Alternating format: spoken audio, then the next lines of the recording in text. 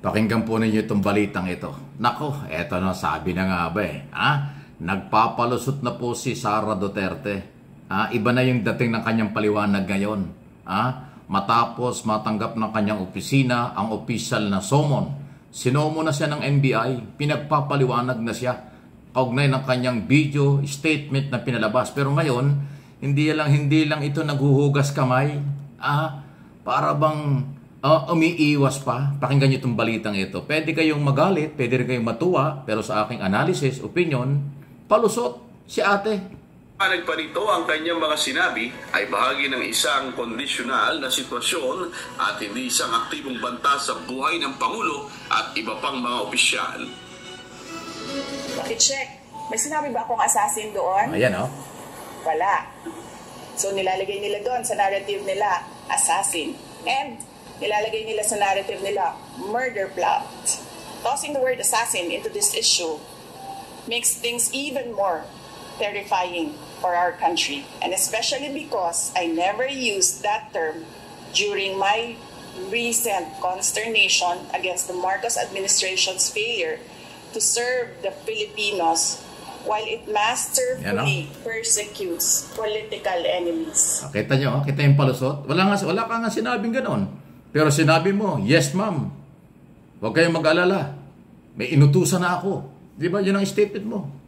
O di ba? May inutusan ka na. Para sa buhay ng Pangulo, First Lady at ng Speaker of the House. At yun ang hawak ng mga otoridad like NBI, Department of Justice. Ano ang sabi ng NBI? Authentic, original. Mukha mo yun, video mo yun, statement mo yun. Binabago mo na ngayon ang statement mo kasi alam mong mananagot ka sa batas.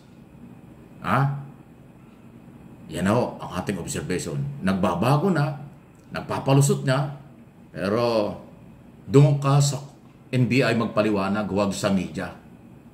Ang bilis nyo kasi magbago kapag ka nahuhuli kayo sa inyong mga statement eh.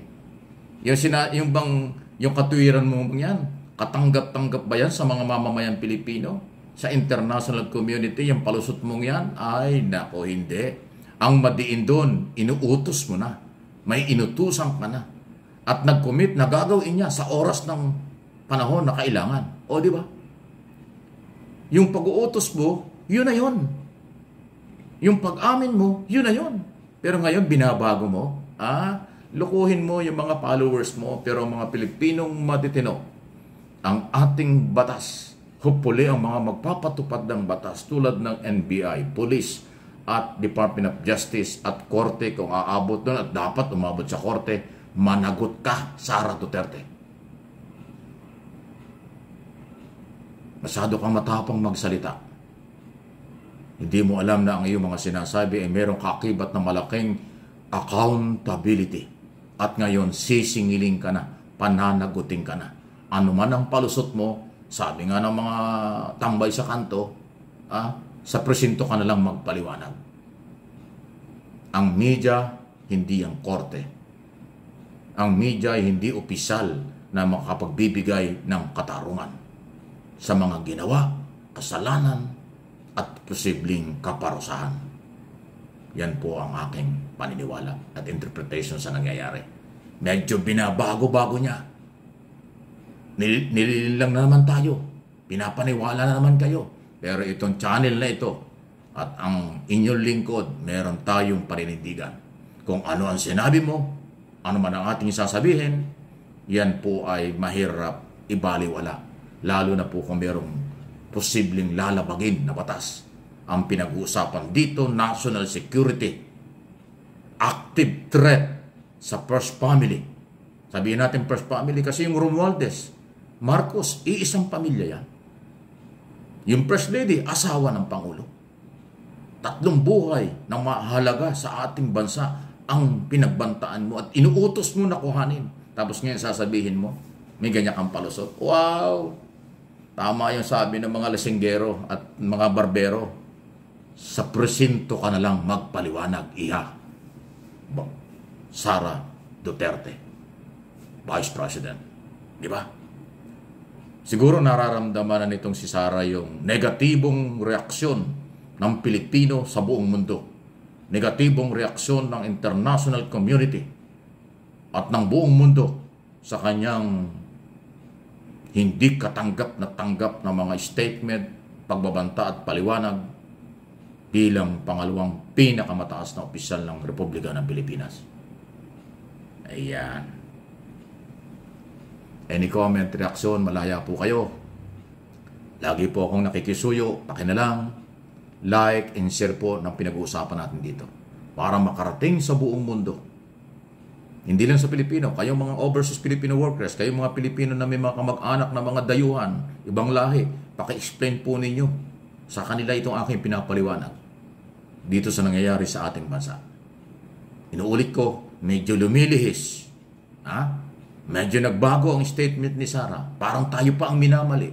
Minamali pa yung interpretation at paniniwala ng nakarinig sa buong mundo ng kanyang mga kautusan, ng kanyang mga plano sa buhay ng Pangulo.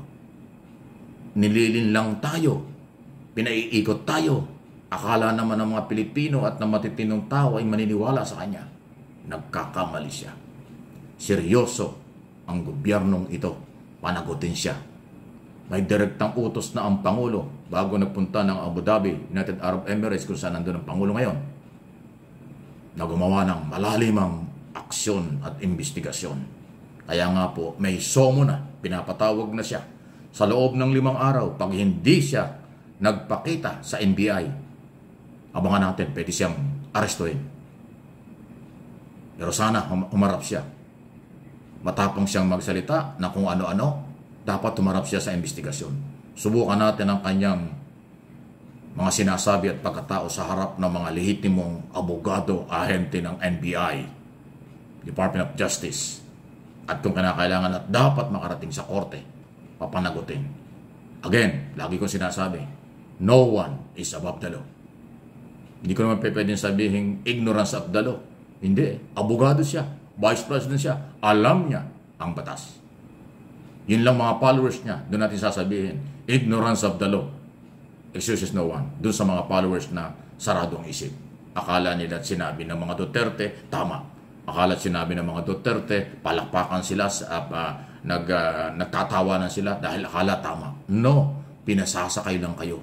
Ginagamit lang kayo.